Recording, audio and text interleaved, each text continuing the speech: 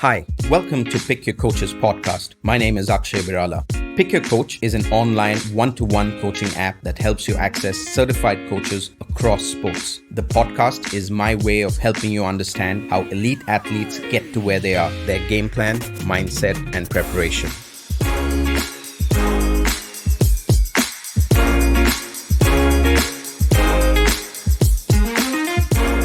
Thanks for joining us on Pick Your Coaches podcast. My next guest has been a national level cricket player, one of the best wicketkeepers I've seen, to be honest. A nationally ranked snooker player and currently one of only 4 level 2 WPBSA certified snooker coaches in India.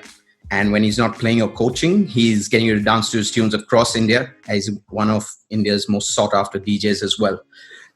We're going to leave the DJing out of this podcast, Sasha, but thanks so much for taking the time and thanks for being on Pick Your Coaches podcast. Hey, thanks, Akshay. Thanks for having me here. Great. Cricket, snooker, DJing. So how did, like I said, we're going to try and stick to the sports in this podcast, but how did it all start for you, Sasha? School, college? Were you always into sports? Were you always into cricket? How did it all start? If you could share a bit about that. Growing up, obviously, I was always into playing anything that was outdoor, So in school, I was really into football. Okay. Till cricket came my way. And till then, I was really, really keen into football till about, 6th, 7th grade. And post that, I think in about 7th, 8th grade, I took up cricket and I made it to the school cricket team. Sure. And once I had made it to the school team, I went for the state trials for the under 13 and made it to the state side. So, that's how it started for me in terms of cricket. Sure. And what influenced cricket? Was there anyone in particular, or you just too fond of the game and like any Indian kid watching it on TV and then taking it up? How did it start off for you? Yeah, pretty much that, I think, watching the game and watching players like Kapil Dev, one of my, and Sachin Tendulkar, obviously. Is somebody who always inspires you to play cricket. Sure. And so that's how I kind of took up the game. I used to also like Roger Binney a lot. Okay. And I used to like his bowling action. I remember the 85 World Championship and sure. So I think these a few cricketers that you follow while growing up, and then you want to obviously, if you're an Indian kid, you want to be a cricketer. Yeah. No, and you said 85 World Championship. I don't know how many people remember that more than the World Cup. I think there are quite a few actually, because for me that too stands out. That first time watching the whole day and night feel, and then exactly, yeah. In fact, you said that right, because we didn't get to see the World Cup. Yeah. So I think the 85 World Championship was one of the first few telecasts that we could see, and so that kind of stays in your memory. Great. And so starting off, any coaches, mentors, while you started playing? Obviously, you've played cricket at a representative level, but then you obviously needed some guidance going through that. So any coaches or mentors that helped you reach that place? I had a couple of coaches along the way. To start off with, my first coach was Mr. Rajkumar from YMCA. Mm-hmm. When I mean coach, he was more on the physical aspect, not so much on the technical aspect. So really got physically fit along with him. And then my second coach was Mr. Maninder Singh from Delhi. We had to move to Delhi. Yeah. Somewhere in the middle of my cricketing career. I was, I think, just into the under 13 side. And we moved to Delhi, and I was spotted by Mr. Maninder Singh, who's a coach at the National Sports Institute. Yes. In Delhi. And so he picked me up from a school match, and he offered me to come and join his academy, which I did. Sure. And once I got there, it was like absolutely transformative. There were all like top players playing in that academy. There was Kapil Dev, there was Ajay Jadeja, there was Yashpal Sharma, Kirti Azad. I mean, the list is really the whole really Delhi long. Team, basically, right? Pretty much the Delhi team was practicing there on a regular basis. So I used to, get to practice with them, watch them. And I think if I had to talk about somebody being my mentor, it would be one of my idols, Kapil Dev, who I used to train with in Delhi. Sure.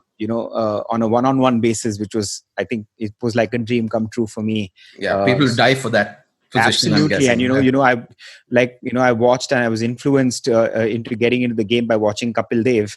Mhm. And there I was training with him every day and, getting dropped back to my bus stop by him. So it were good days, good days. I would definitely say and he taught me a lot about the game. Obviously he's one of those legends. He knows so much, he's played so much. So just those smaller aspects of the game that you overlook.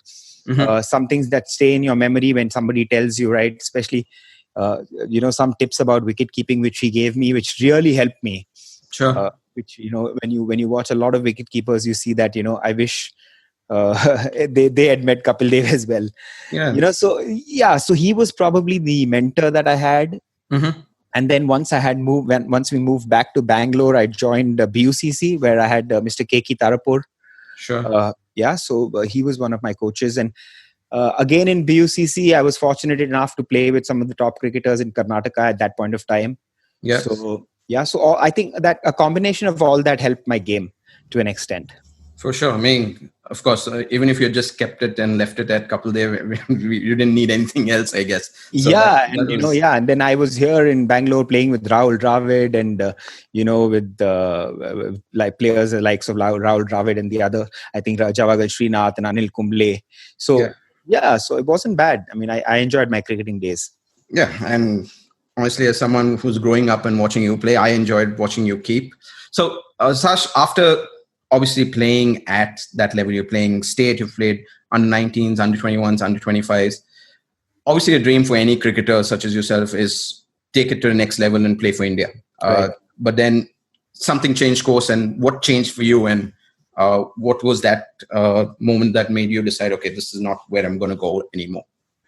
So, like you mentioned, I played for under 19 and the other state level tournaments for about 4, 5 years, 6 years, I think. Yeah. And at that point of time, if you had to break into the Ranji Trophy team, either you get a pile of runs or you make it to the India under 19 side. If you did make it to the India under 19 side, that was like your ticket to the Ranji Trophy team directly. Sure. So, and for me, unfortunately, I missed that bus. I didn't make it to the India under 19 side in my last year of under 19. And so for me to then break into Ranji Trophy would be really difficult. And I wasn't the one who would want to just take up a bank job and play cricket for the bank for the next 5, 6 years and still try to make it through the leagues. Because I just felt that wasn't the right route, and I didn't have the confidence of of getting into the Ranji Trophy side from that point of view. Yeah, so, I think those things have changed drastically, right? Absolutely. That time you had to go.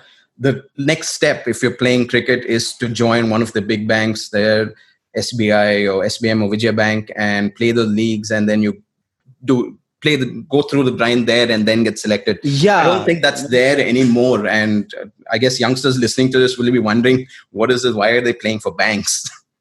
True, because that's the only opportunities that were given to us at that point of time. True. Today, obviously, there's so much more cricket that's happening and so many more opportunities that come your way. In fact, there are people who've not played Ranji Trophy matches are in the Indian team. Yes. So, so there's obviously opens out so many more doors.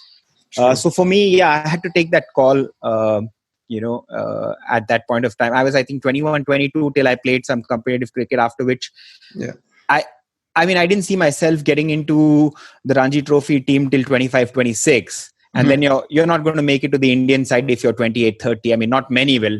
Yeah. It's like a 1 in a million chance. Sure. So that slightly kind of deviated me from the goal that I had of playing for the country, because my opportunities were limited. And then music came along, and I just, obviously got a little more involved with that. That kind of translated into something more concrete for me. Sure. So at that point of time, I had to change course. Yep. No, and it would have been a hard decision, I'm sure, for people who've quit after playing and devoting a lot of their life and making a lot of sacrifices.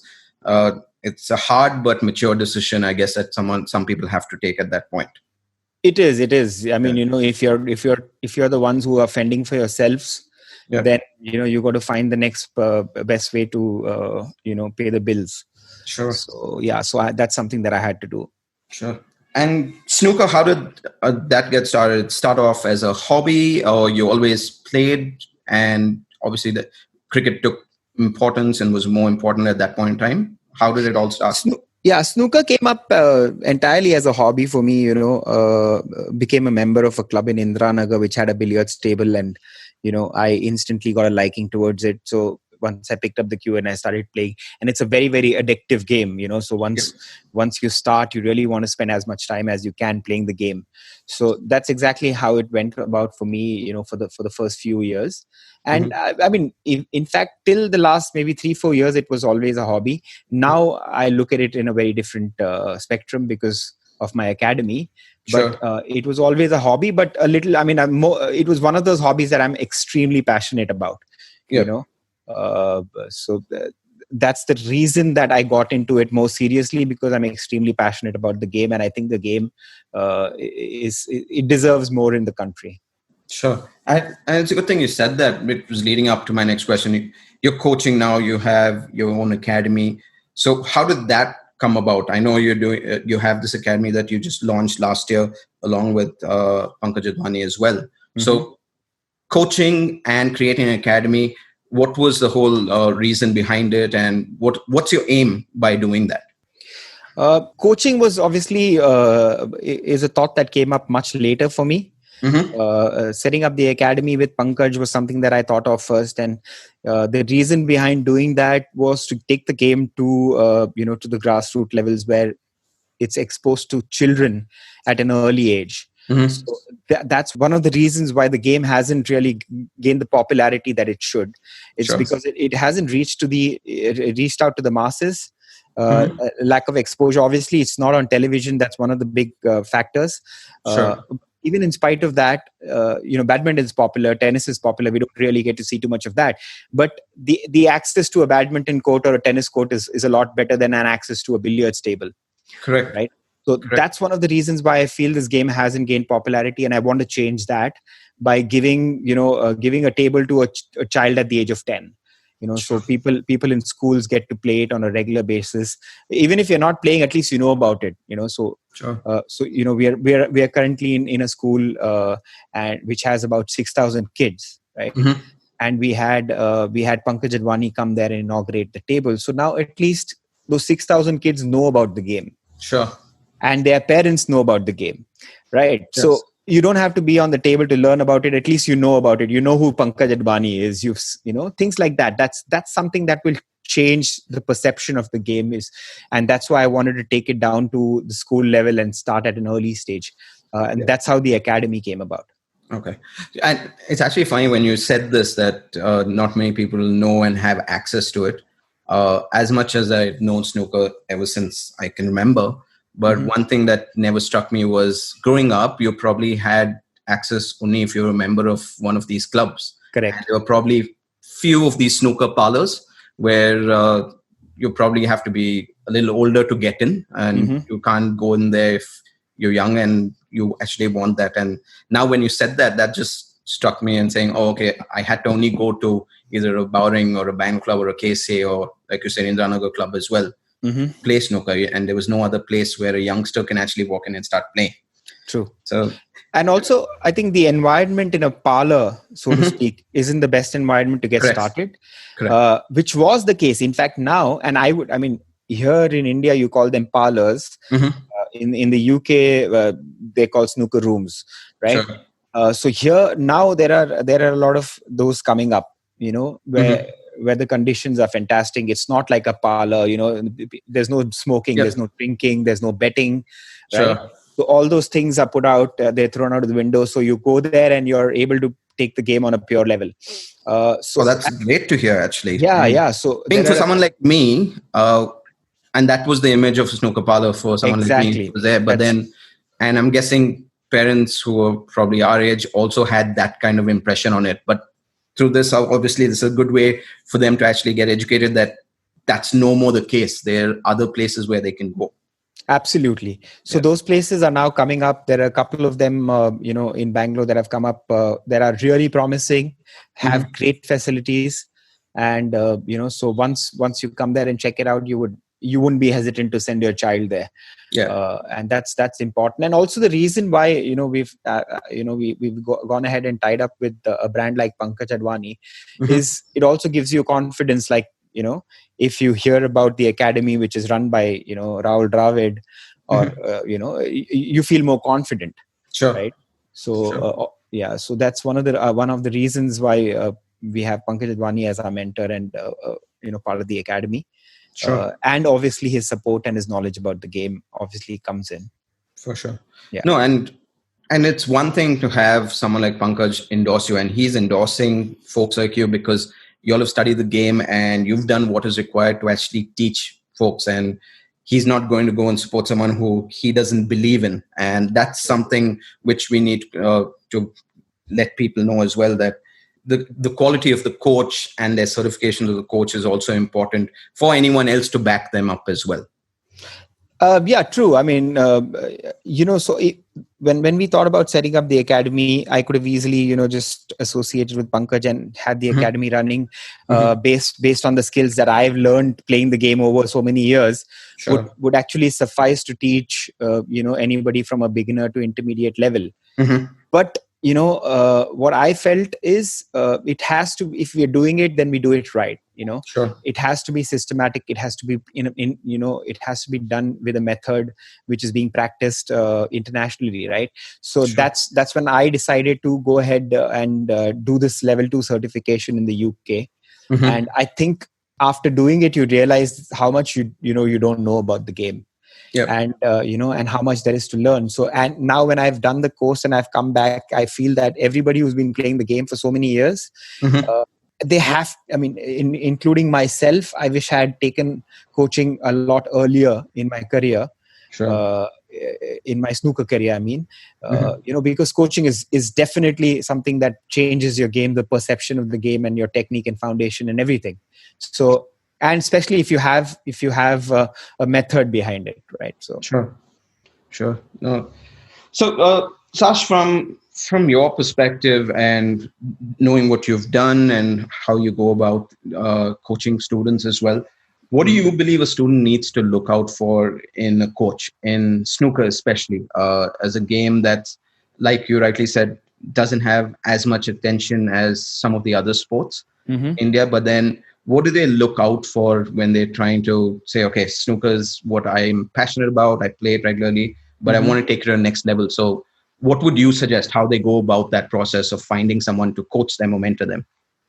So at a beginner level, it's pretty simple, right? I mean, at the beginner level, you need to just, firstly, you need to obviously see if you enjoy the game and you're passionate about it as much as, we are. So once you're passionate and you're eager to learn, at a beginner level, there isn't really too much. It's not intricate, right? It's very basic. Your foundation is pretty simple. So you're not really looking for a fancy coach. You're looking for somebody who can just teach you how to play.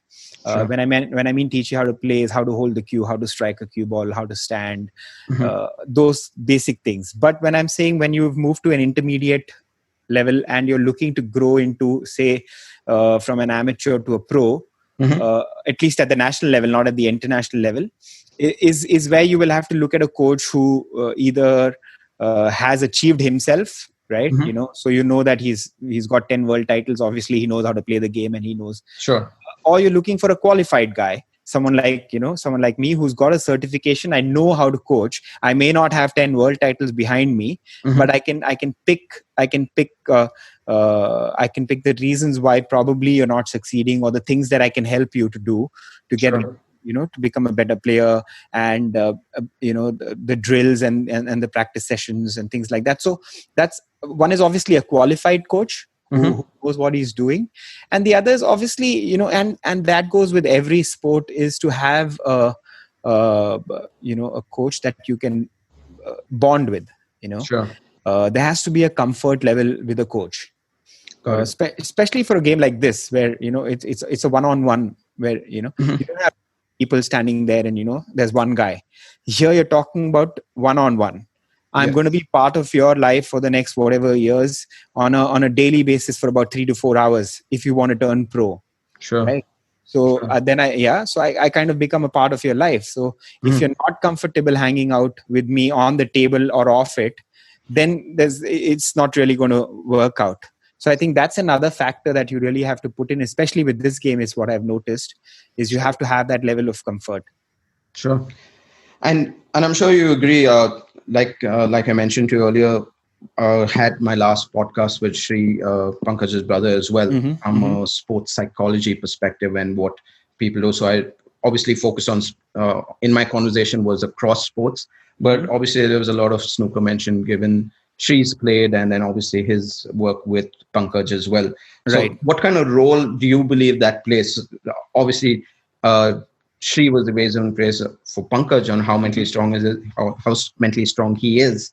And same Geet Sethi is mentioned. I've read that somewhere where he said he hasn't played or interacted with anyone who's as mentally strong as Pankaj. So I think for me, as a layperson who's just played recreational snooker, even that one shot I missed, just because I'm competitive in nature, when I go back and sit down and wait for the other person to take a shot, it bothers me. So I can imagine at that level how it would bother, because you missed one pot, the other guy's probably going to come in and clear the table. So how do you focus and let go of mistakes, and how does that happen? Like the mental strength of a snooker player probably has to be way up there as well, to just let go of a previous shot and concentrate on the next frame maybe. Absolutely. I think the mental aspect of the game has really become important, and it's on the foreground right now. I mean, when you're taking up the game, not as much, I would say about 70-80% of it is going to be your technical ability, and then 10-20% would be your mental ability. But once you've reached the professional level, where obviously technique is something that comes as a given, then I think it's almost a 50-50%. 50% is your ability and 50% is your mental strength to go and achieve. That's that's what sets the greats apart from the from the normal, from the good. The great are able to go there and switch on and switch off when required. And that mental ability and that mental strength is something that everybody needs to work on today. And it can be worked on. There are coaches who are doing that. There are mental coaches around. People, in fact, in the UK also, a lot of players tour with their mental coach. Correct. And I know Ronnie O'Sullivan has someone called Steve Peters, or someone who he goes to. Even after at this level where he's achieved so much, he still has someone like that. So yeah, and even more so for someone like him, who's achieved so much, and there's nothing more, and he gets disconnected with the game very fast, and and even if you watch him on a regular basis, you see that during the course of his match also he loses interest sometimes, which I've seen him do. Sometimes if he's playing a frame that doesn't really, he plays a different style of snooker, right? So he's not looking at spending 30 minutes on a frame. His frame is about between 8 to 10 minutes. Yes. So in between that match, if there is a frame that goes on to 20, 25 minutes, 30 minutes, you see him losing interest in the match itself. Right? So for a player like him, having a mental coach is almost mandatory, right? To tell him how to kind of switch off at that point of time. So I think I would recommend anybody who's taking up the game on a professional level to definitely look at the mental aspect of the game. But somebody who's playing it for recreation, just relax, enjoy the game. Yeah. Someone like you who wants to just go and play, don't worry about the next shot. Just go ahead and enjoy it. Be competitive, but let it not affect you, as much. I mean, on a professional level, they have to obviously go out there and win, and because but all of us, right, Sash? If we're playing, we're playing only to win. So true. So that's going to. What I mean by saying that is, you and me don't need a mental coach. yeah, of course. Right. I'm not going to hire a mental coach for me to go and play a game. Exactly, but I'm still going to get frustrated if I miss something, because I know it's 90% because of my technique.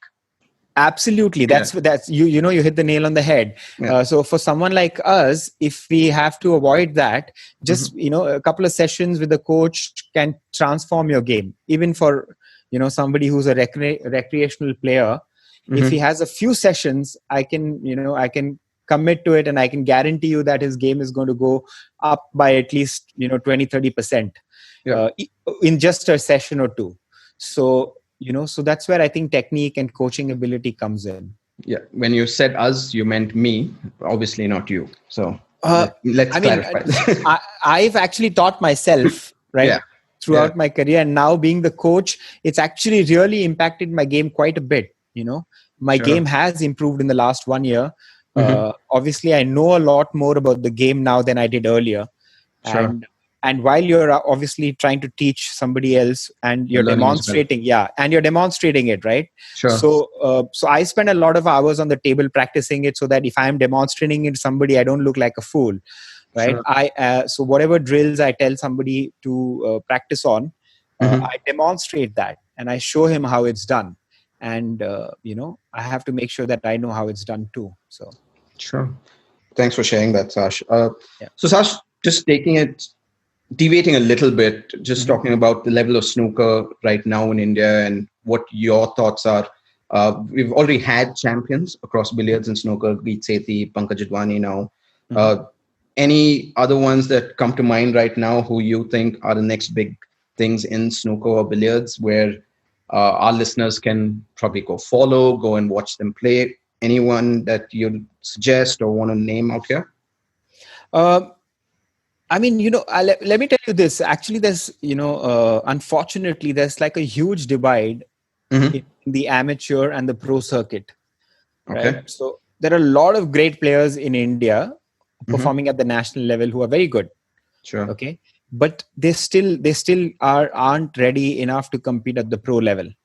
So I like I said, that's also owing to the fact that they don't have exposure to the right technique, right ability, right coaches, and Mm-hmm. some of them don't want to. I mean, there's a lot of people who have ego, who've been playing the game for 20 years and say, I don't need a coach, Sure. right? So you're going to continue to play the game at the same level then. Sure. So I think those few things have to change. There are a couple. I mean, one kid who's really doing well is a kid called Lakshman Rawat, Mm-hmm. who's in the snooker circuit, who's doing really well and Sure. shows a lot of promise. There's another young kid called Sri Krishna. He's from Chennai. Sure. He's done really well in billiards, and in snooker, I don't really know how well he's been performing over the last years, but his billiards game has been excellent. Mm-hmm. But Lakshman Rawat is somebody who has the capabilities to go to the pro circuit and do well, provided he follows, like I said, he takes up the things that you really need to. He needs to have a coach, he needs to have a mental coach, he Mm-hmm. needs to get all of that right to go and perform at the highest level. Sure. And I think that's going to change over the few years. You're definitely going to hear more names in the next 3 to 4 years performing Yeah, I at mean, the pro with level. everything coming up, like you said, obviously, the hope is that exposure for a sport like snooker and billiards is going to go up. And with uh, some things that you all are doing, where you're taking it to the grassroots level, which is awesome, where a lot more people are going to start taking to it. Uh, correct me if I'm wrong. There are some people who are naturals in this game, right? Mm-hmm. And uh, someone who picks up a cue at one of these schools starts playing without any help, and Mm-hmm. then you just need that right guidance to take it to the next level. True. So in most sports, more so in snooker, Mm-hmm. hand-eye coordination is integral, right? So you can't teach somebody hand-eye coordination. Mm-hmm. That's where the skill and the natural ability comes in, right? Sure. Everybody can be taught, but Mm-hmm. I can't teach you to strike the ball at a certain speed exactly every time and make the same contact. That comes with ability that you have within you. Sure. So yeah. So it is somebody that who's natural with the game, who's going to probably go on to succeed. But that doesn't mean that you don't give it a shot. And everybody has the opportunity, with good facilities around you, to go there and start playing the game. Sure. And like you said, not everyone has that hand-eye coordination, and the basic thing, or I wouldn't say basic thing, the The skill, natural thing. there's yeah. The natural thing, even for people watching someone play, Mm-hmm. is to try and emulate them or try and copy their style. And that's something which I think folks like you are going to say. And that's what I'd like to even share your thoughts on this for our listeners, how Mm-hmm. it's important to try and create your own thing rather than emulate them. You can emulate their way of thinking and everything else, but it's very hard to emulate their technique, correct? Even in snooker. Yeah, I mean, see, snooker is not like cricket, where Yeah. you can start trying to copy a Sachin Tendulkar or a Virat Kohli or somebody. It's not like that. In snooker, it's a lot different. I mean, you can watch the style of play of some of the the big players, Sure. but end of the day, it's an automatic thing that you will actually turn up to the table and play the way you Correct. actually play. It You can't actually start queuing like somebody else. Correct. It's not like it's a game that it's not like that. Yeah, no, and even if you can, my whole question was, even across sports, even if you look at someone play a certain way, yes, you can want to emulate them. You may want to try and play them, play like them, but then you need to have your own style, and you need to do that, because the more you try and copy them, you're curbing your natural instincts as well. No, that's exactly what I meant by that, Akshay. Is that my technique, my stance, and everything, if I've learned at an early stage, would be exactly the same as 100 other snooker players. Okay. And that's how it should be. Okay. So so if you want to pick out somebody and say, okay, I want to play like Stephen Henry, right? So I look at his stance, I look at the way he walks in, I look at the way he's queuing, and I can emulate that. Then it's excellent, actually. Right, because he's got his technique and his foundation right. Sure. So that's what we teach kids right now, is to get that part absolutely right from the beginning. Okay. But so even with the basic, walking in and taking a stance, everybody end of the day adapts to their body structure, and the stance changes. Sure. So that will happen. Sure. Some people lean in a little more, some people, there's small things that will change. Yeah. But your basic structure has to be the same. Got it. For all players, if you want to succeed at the highest level. Got it. Yeah. So obviously I stand corrected. So that was where I was going, and you've corrected me and told me that, okay, it could be the same because that's the right technique. Yeah. In fact, I recommend people to watch videos and see if you can copy that. Sure. Watch and watch people with good technique. Now you'll be surprised to hear that Ronnie O'Sullivan doesn't have great technique. His queuing action is not, I mean, it's effective, right? It's it works for him. It works for him, exactly. But if I had to teach somebody, I wouldn't tell him to copy Ronnie O'Sullivan. Correct. I would tell him to copy a Stephen Henry. Fair enough. So that's what it is. So if you can emulate somebody, emulate the one who has the right technique. Sure. Yeah. Great. So just moving on from that part to you personally. So are there any other sports stars that you look up to? I know you mentioned Kapil Dev being one of them when you were growing up, but right now when you look at someone playing, look at their demeanor and say, okay, that's who I'd want any of my students to look up to. It doesn't have to be in snooker or in billiards, but any other sport that you look at them and say, okay, this is the right kind of attitude any sportsman or sportswoman should have. I mean, see, among the few sports that I watch, cricket is one of them. I watch a lot of golf whenever possible. Sure. So, I'm a huge fan of Tiger Woods. I'm a huge fan of Jason Day. I like, Rory O'Sullivan.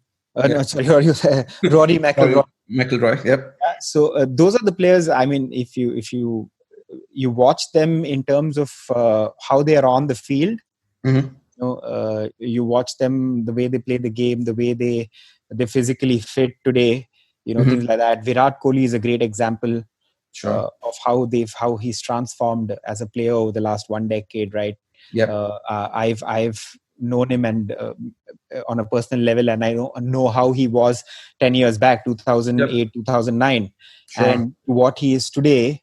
It's a transformation, and he's been able to do that, and that's how he's been able to succeed, and he's got the results that he has. Sure. So I think that's something that everybody today who's into the sport have to look at, is the dedication that it requires. I mean, you might have great skill, but if you don't have, so talent is only half the job done. Correct. The remaining is what you do with the talent, right? So that's important. Look at the people who are performing on a consistent basis today. Consistency is so important. So even if you go out there and get 100 in one match, and then you can't go there and produce the same thing after 2 or 3 games, you're dropped. Right? Yeah, so consistency is very important, and that goes with every sport. More so with individual sport, because you have nobody else to blame but yourself. Sure. So yeah, so these are a few things that you'll have to look at. Be consistent, be dedicated, be hardworking. You have to really, and physically fit, mentally fit, all these things. Yeah. Sure. I think after all those names you mentioned, the one that's sticking out for me is Rory O'Sullivan, because imagine those two together, they'll just be a next level athlete, I think. Yeah, it's a good mix. Yeah, it's a good mix. Great, Sasha. Last question. Try and end off with any tips you'd have for aspiring sportsmen, and in particular, I'd want you to share anything that you'd have. You shared a bit saying what Virat does, being more disciplined and all of that. But if some of our listeners are listening and they want to play a sport like snooker and want to go all the way and get to pro levels, what would your suggestions be, and how would you ask them to go about it? Given that the whole reason I'm asking you this question was there are a lot of sports that don't get as much accolades as a game like cricket, and there are not many people who are there. There is a Pankaj Advani, there is Geet Sethi who are actually holding the torch for these sports. But how do you get more people to say, okay, snooker is the game I'm passionate about? How do I take this to the next level? So first things first, enjoy the game. Yeah. Treat it like a game. Don't treat it like homework or something that you have to do. Sure. If you can get that part in, where you go there and you're enjoying playing the game, that's half the battle won, right? Even if you ask Pankaj today, why he's still out there practicing for 5 hours, 6 hours a day, because he doesn't look at it as a as a job that he's doing for 5 hours. Yep. He goes there, he enjoys playing it. Sure. And if you're able to do that, then I think you're in the right sport. Or that goes even in your career, if you're a corporate or doing anything else. If you're enjoying it, you don't have to. It's like if you do what you love, then you don't have to work a single day in your life. So I think that's the first thing. Enjoy the game that you play, the sport that you pick, or the career that you pick. Enjoy it. Sure. If you're enjoying it, it makes the ride easier. And added to that, make sure you're watching and learning. A lot of it can be learned by just watching. So just look at people, watch what they're doing, watch the smaller and the minute aspects of the game. If you're serious about the game, take up coaching. So small things that really can impact you in a long way. And for anybody who's looking up to take up any particular sport, I think these are the few things that I would recommend. Great. Thanks so much, Sash. This was immensely helpful. Like, I've learned a lot as well. And even though I've known you for a few years, I think this conversation is probably the longest conversation we've had. And it's been, True. And it's been really helpful. And I hope the listeners also benefit from this, because I think there's some valuable advice that you've shared with us today. Sure, man. Absolutely. And happy to be here, and hoping that it reaches out to people, and if it helps the game in any way. Great. Thanks a lot, Sash. Have a good one. Cheers. Thanks, Akshay. Bye. I hope you enjoyed this podcast. Don't forget to subscribe, comment, and share. Pick your coach. Best coaches, no matter where.